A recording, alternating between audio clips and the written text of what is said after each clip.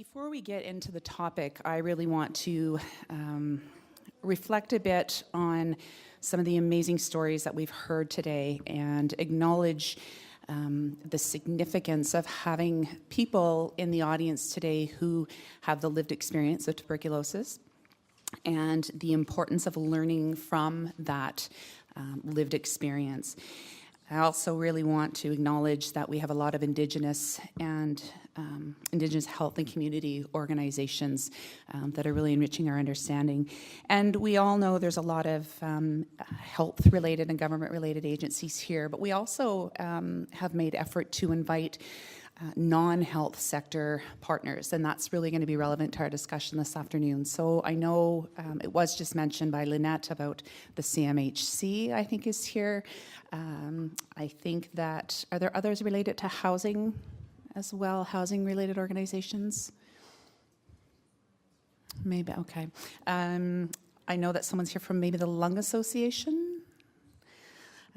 And we have some researchers here who are doing work through CIHR and different academic forums. And we have a number of community organizations as well. So it's really important to remember that, and we're going to shift things just slightly this afternoon, that when it comes to addressing tuberculosis, that a lot of the solutions lie beyond the health sector, as is the case with many determinants of health. So before I get too big into the content, in addition to us being present today on the homeland of the Métis Nation and traditional territories of Anishinaabe, Cree, Ojibwe, Dakota, and Dene, I'm here from the NCC for Determinants of Health, and I live and work in Antigonish, Nova Scotia. And that is in Mi'kmaq, the ancestral and unceded territory of the Mi'kmaq people. This territory is covered by treaties of peace and friendship with Mi'kmaq and Wolastoqiyik, Maliseet peoples first signed with the British Crown in 1725. These treaties did not deal with the surrender of lands and resources, but in fact, they recognized Mi'kmaq and Maliseet title and established the rules for what was to be an ongoing relationship between nations. And I'm proud to work on that territory. I'm very grateful to be there, and I'm also proud to say that our host agency is St. FX University, and St. FX just recently raised the Mi'kmaq flag alongside the Nova Scotia flag and Canadian flag, and it flies permanently now in the university structures, so it's very important. And this, I won't review the detail around who we are as an NCC. Please visit our website. And we just have put this here so you'll understand a little bit the perspective that we're coming from. And I'm going to ask Val to speak for a second. Thanks, Dianne. Hi, everyone. My name, as Dianne said, is Val Morrison, and I am with the NCC for Healthy Public Policy.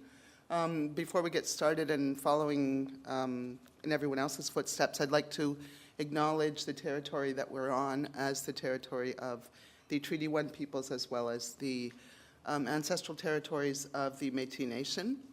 And also to acknowledge and to tell you that the National Collaborating Centre for Healthy Public Policy is located on unceded Indigenous lands.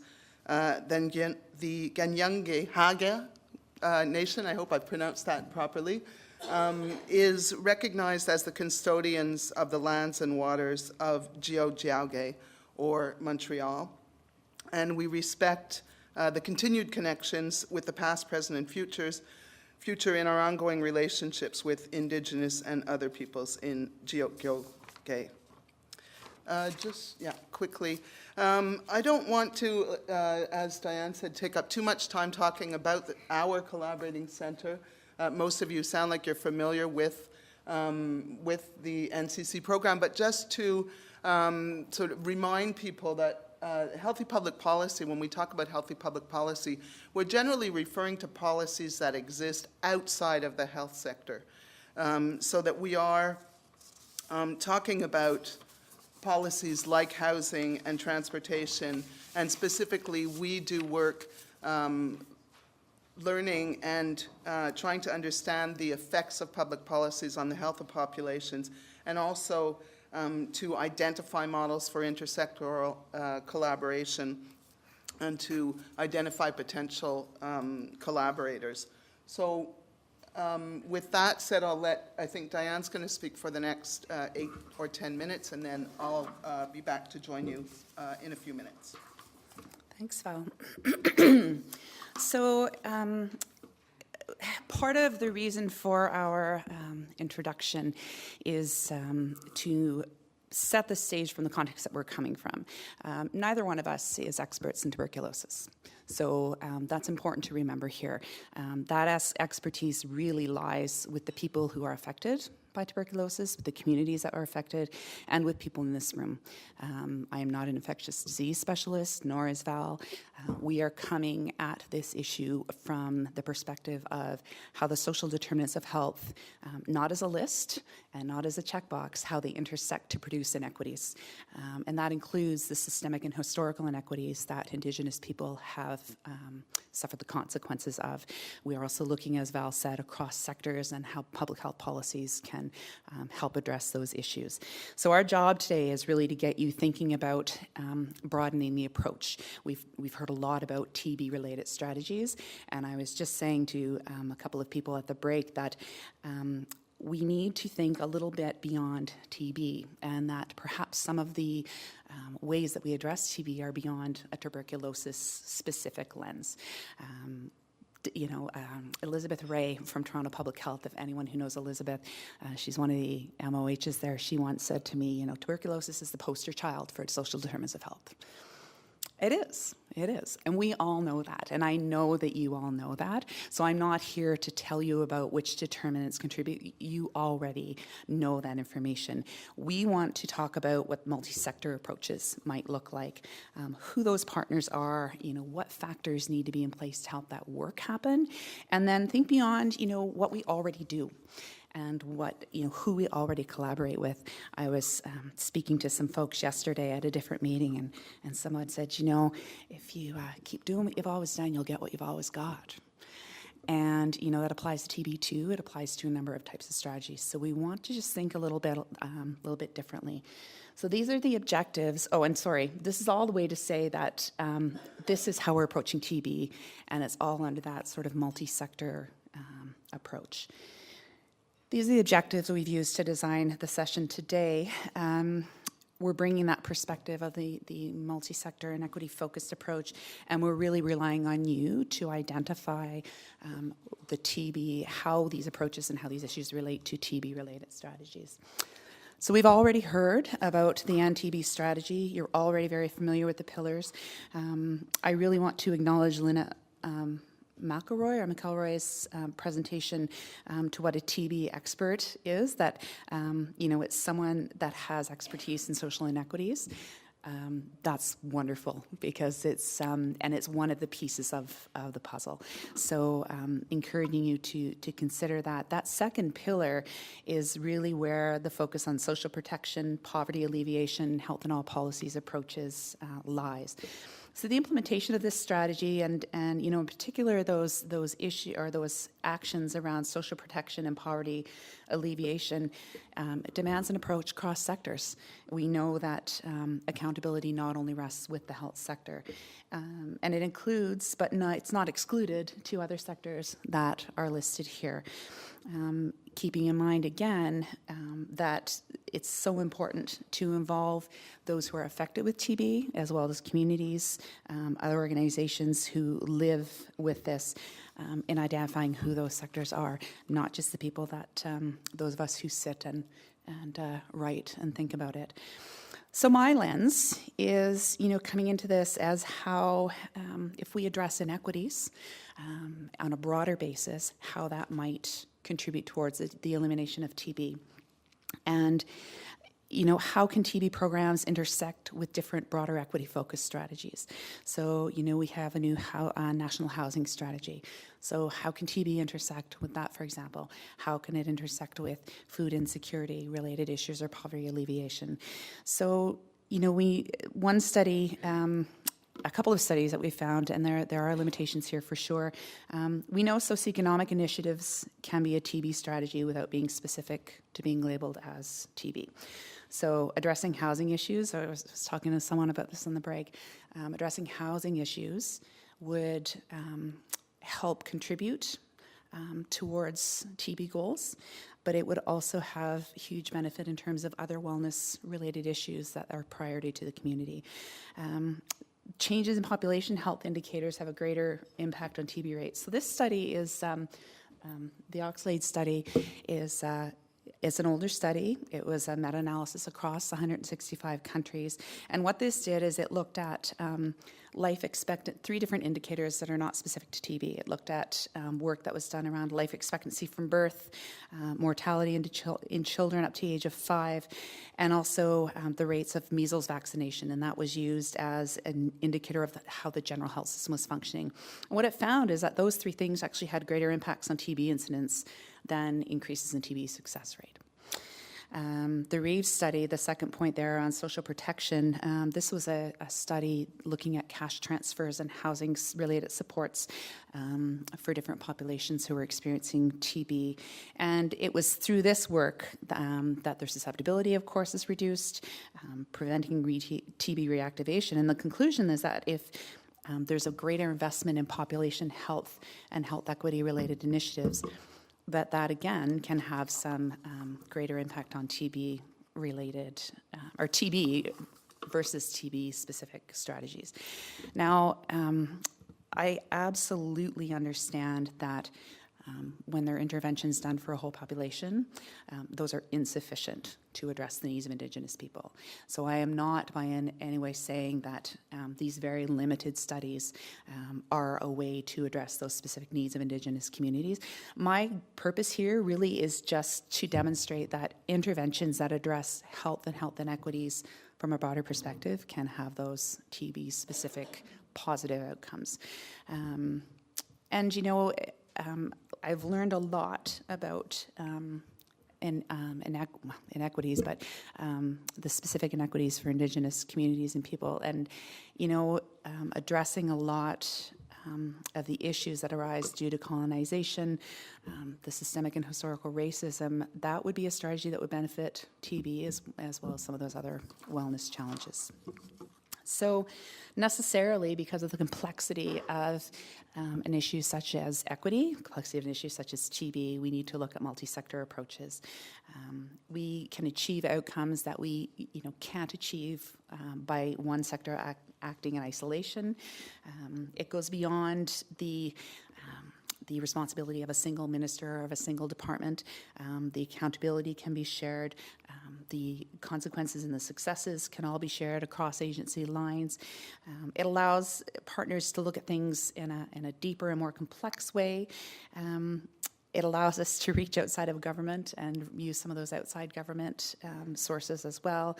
And it can help us strengthen a preventive focus, looking at a systemic perspective and what some of those systemic roots are.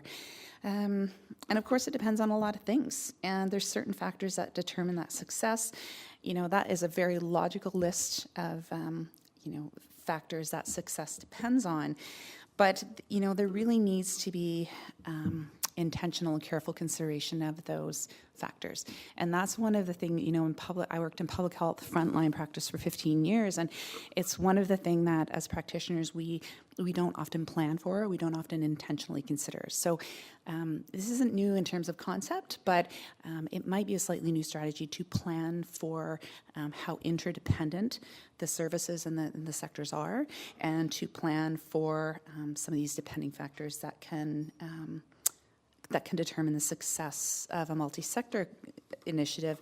And, you know, it also helps us avoid places where policies might undermine each other, why they might be separate from one another, where we might just continue to exist in silos.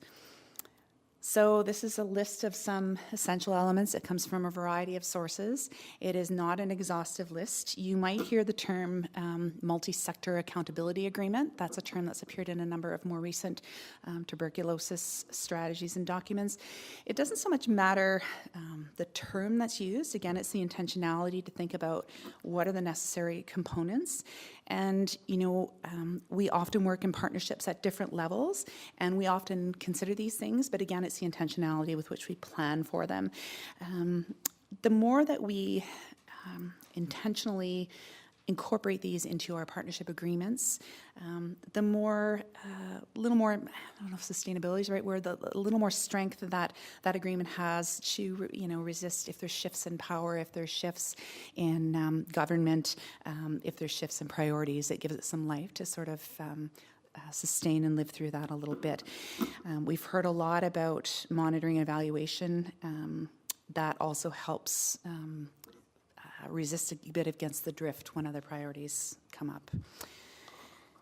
And this is unimportant to look at all the details. The sole purpose of this chart is to tell you that what we're talking about is collaboration on your far side. There is a range of relationships that exist between sectors, and true integration and collaboration is not silos that exist, despite the fact that this is a chart of vertical columns. In public health, we have a great habit of joining multi-partner committees, intersectoral committees, coalitions, and everyone goes and shares their information, and everyone sits at the table, and everything happens alongside. And I was having a discussion again with someone yesterday around different strategies for, infectious disease, for example, and about how some treatment strategies are definitely treatment focused and do not include preventive work. But then that's like silos, right? Then that's like prevention happens here and treatment happens here. And so how do we look at that real collaboration, right? The true collaboration where there is, again, mutual accountability, mutual commitment, and, that socio-economic inequities are at the root. And that's the piece I want us to keep in mind as we go through talking about the multi-sector approach. And so with that, I'm going to turn it to Val, and she's going to take us through those components of multi-sector collaboration and how to work towards that. Thanks again, Dianne. Just make sure, I should remember, and I never do, that the one way to make sure you're going to get lost in your notes is to print both sides, and I did, but I will try to follow myself, if you will.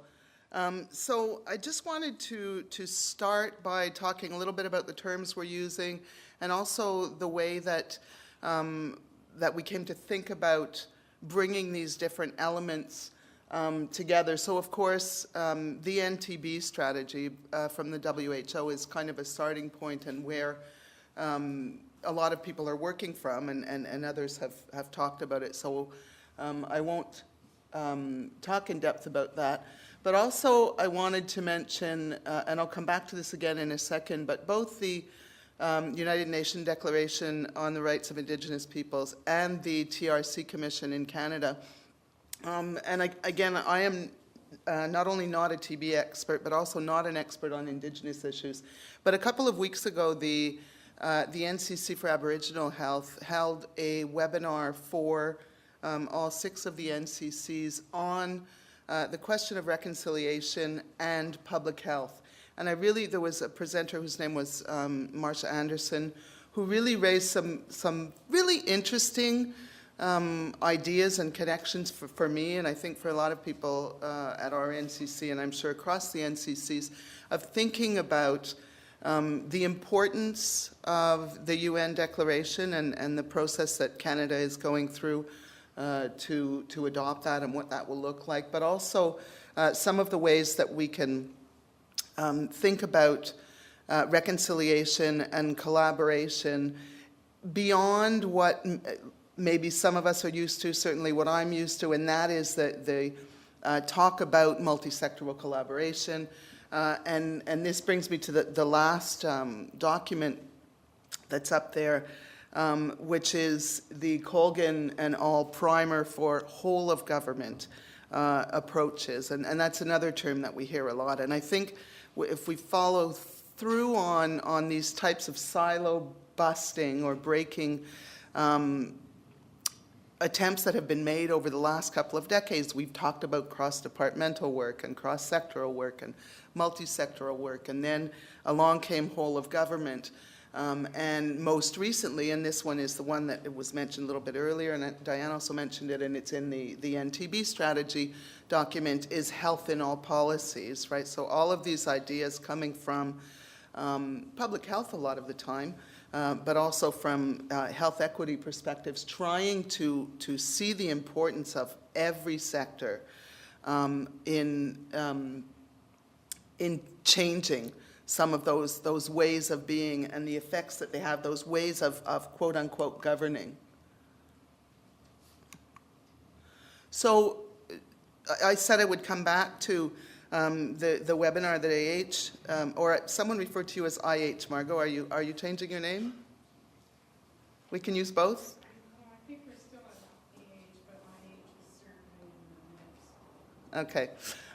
So this webinar and the talk by Marsha Anderson, a couple of things that she said. One that really stuck out, because we were talking about this and the implications of the phrase and the approach of whole of government, which the document, the primer that we're going to use, uses that language, really comes with a set of assumptions about what government is and who governs and who is governed. And the problematic history of colonization and of Crown Indigenous relations in this country. So we were concerned in discussing this and in talking about that term and the implications for it. And what Marsha Anderson said was that reconciliation and public health requires collaboration at all levels and across all sectors.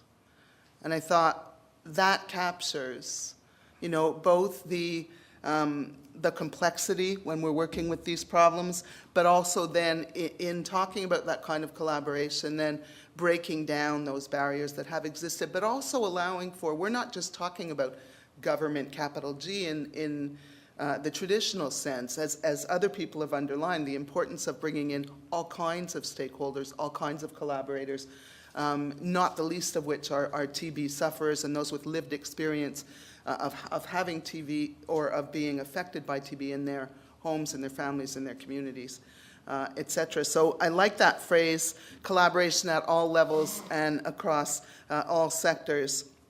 And again, I credit it to that Marsha Anderson in that webinar hosted by NCC for Aboriginal Health. So what this got us to thinking about it, and specifically this is work that I've done in the past and have been lately coming back to, and that is, and we've heard TB referred to as a wicked problem, a complex problem that requires a complex solution. And I've done work in the past, sometimes with I think some of you who are in the room, on wicked problems. And in doing that work and in reading those different interventions and different work on what are called wicked problems, it's been summarized or distilled down into 3 key ingredients in coping with or in working with wicked problems. So what I want to do is just go through those, and I'll try to do so as quickly as I can without, I'll give you something to think about, but I don't want to spend too much time, because really we want to see if we can get you guys talking amongst yourselves. But the 3 key ingredients in working with these types of problems, and these are things that everyone's mentioned today, I'm not inventing them here, are things that are required are collaboration. I think that most of us have said that in one way or another, or have been trying to work in ways that focus on collaboration. They include dialogue, and that is, again, in a second we'll talk about what I mean by dialogue, and shared understanding. Okay, so that we're all talking about the same thing when we're talking about TB, or when we're talking about the social determinants, or when we're talking about health equity. So I think I'm going to go through that one a little more quickly. I just wanted to put this slide up, because when we're talking about dialogue, this is one of those words that we all understand, and we think we all mean the same thing when we use it. But in many ways, we can make distinctions between what we call a discussion, what we call a debate, and what we call a dialogue. And oftentimes, particularly when we're doing work in official organizations like government organizations and like politics. We are often debating, sometimes discussing, but most of the time not dialoguing. So people engage in dialogue in order to broaden their perspectives, not to just present their point of view or not to just succeed and win, but to really look for shared meaning and to find ways of truly collaborating and working together with others and to broaden our own perspectives.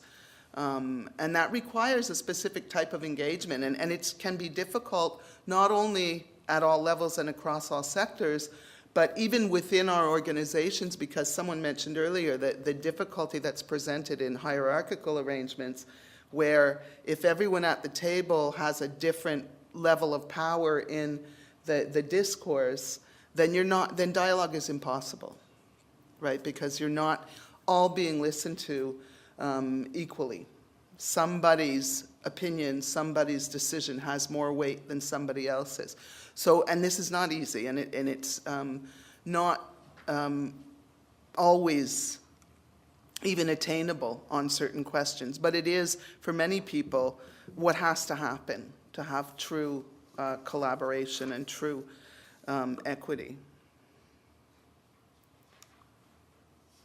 The other thing that is necessary in working with wicked problems is a shared understanding. Again, and this is where we're going to transform into getting you guys to talk with each other, and then as a group, we all again know this, that we use the same terms, we talk about the same things, but it doesn't take very long for us to realize that when I say health equity, I might mean something different than what you mean by health equity, or when I say even collaboration, I might mean something different than what someone else means by collaboration. So the idea is not necessarily in this type of work to all agree on what we mean by everything, but the idea of a shared understanding in dialogue and in working with wicked problems is to be able to represent what we're talking about visually or in some way that captures the discussion, so that we can see and agree upon what we mean. So I'll give you a bit more detail in a minute as we ask you to start working on it. But most of us here who have ever worked in any type of organization where there are more than 3 or 4 people, and you can probably relate to an instance where you have a meeting that may go on for hours, that you may come back to that same subject a month later, a week later, and then you have these long discussions, debates, you don't know, you think you've reached some kind of understanding, you come back to it a month later at another meeting and you're right back at the beginning when you first discussed the issue, right? And a lot of that is because we don't come to that shared understanding, not again on the terms and agreeing on everything, but on what it is that we discussed and where did we get with that. So that's the type of mapping activity that we're going to do, a very, very basic, but I think hopefully, and a lot of what I heard earlier today made me think, well, these people really have a lot to say about the 2 things that we're going to bring up, and those are stakeholders in potential TB elimination policies, as well as leadership.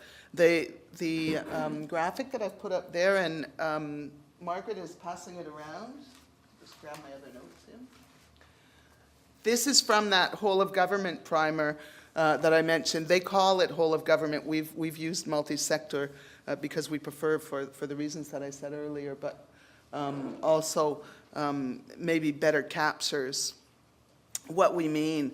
And this is a guide for implementing policy, so policy design and development, and then eventually implementation. But the very first part of designing a policy is looking for the enablers that will allow you to begin to set the groundwork for policy. And in some cases, when I was listening earlier about the TB strategy, the Inuit TB strategy, a lot of this work has been done already. And so for many of you, you will have already done this. And then the second part, the identifying the stakeholders, firstly, and really thinking about who those stakeholders are in your different areas, then is followed by who the leaders are. Again, an earlier presentation made reference to community champions, right? So community champions, but also who is in positions to move policy and policy work forward is important.